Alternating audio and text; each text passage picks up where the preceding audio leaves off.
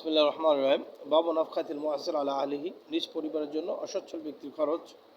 Doctor Abdullah বিন বুখারী রাহমাতুল্লাহ আলাইহির উদ্দেশ্য হলো একথা বর্ণনা করা যে স্বামী অসচ্ছল হলো তার উপর তার পরিবার পরিজনের ভরণ পোষণ ওয়াজিব। একটা হাদিসে আসছে যে কলা আতা নবী সাল্লাল্লাহু আলাইহি ওয়াসাল্লাম রজুলুন, এক ব্যক্তি নবীজির কাছে আসলেন। ফকাল হালাকতু, এসে বললেন ইয়া রাসূলুল্লাহ, আমি তো ধ্বংস হয়ে গেছি। কাল আলিমা, কেন? কাল ওয়াকাতু আলা আহলি ফি রমজান, ইয়া রাসূলুল্লাহ, আমি রোজা রমজান মাসে রোজা রাইখা স্ত্রীর সাথে আমি সঙ্গম করেছি। কালা ফা আতিক রাকাবাতান, তো তুমি একটা গোলাম আজাদ করে দাও। নবীজি বলেন এটা তোমার কাফারা। কালা লাইসা আইন্দি, বলে ইয়া রাসূলুল্লাহ, আমার তো গোলাম কেনার তৌফিক নেই। কালা ফাসুম শাহরাইন মতো তাবে আইন, লাগাতার 2 মাস রোজা রাখো। কালা লা আস্তাতি, বলে ইয়া রাসূলুল্লাহ, আমার তো রোজা রাখার ক্ষমতা নাই। কালা ফা আতিব সিত্তিন মিসকিনান, নবীজি বলেন তাহলে 60 জন মিসকিনকে খাওয়াই দাও। কালা লা আজিদ, বলে ইয়া রাসূলুল্লাহ, আমার তো সেই অভাব পয়সা নাই।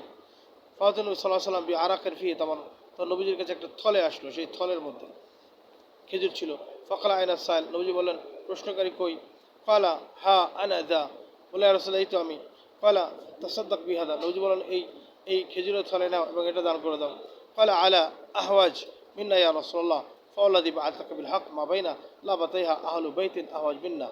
এবার বললেন ইয়া রাসূলুল্লাহ, যে ওই আল্লাহর কসম, যে আল্লাহ আপনাকে সত্য নবী করে দুনিয়ায় পাঠিয়েছেন, এই মদিনার প্রস্তরময় 2 প্রান্তরের মাঝে আমার চেয়ে অভাবী আর কেউ নাই। ফাদাহাইকার নবী সাল্লাল্লাহু আলাইহি ওয়াসাল্লাম, নবীজি হেসে দিলেন। হাত্তা বাদাত আনিয়াবহু, নবীজির চুয়ালের দাঁত পর্যন্ত বের হয়ে গেল। কয়লা ফাআনতুম ইদান, তখন নবীজি বলেন তার ঠিক আছে, তাহলে এটা তুমি ভোগ করো, এটা তুমি ভোগ করো। সুবহানাল্লাহ, যে আল্লাহ রসুলকে আল্লাহ কত হিকমত দিয়েছিলেন, কত ইলম দান করেছিলেন, তিনি উম্মতের সমস্যাগুলোকে কত সহজভাবে সমাধান করে দিয়েছিলেন। আল্লাহ আমাদের আমল করার তৌফিক দান করেন।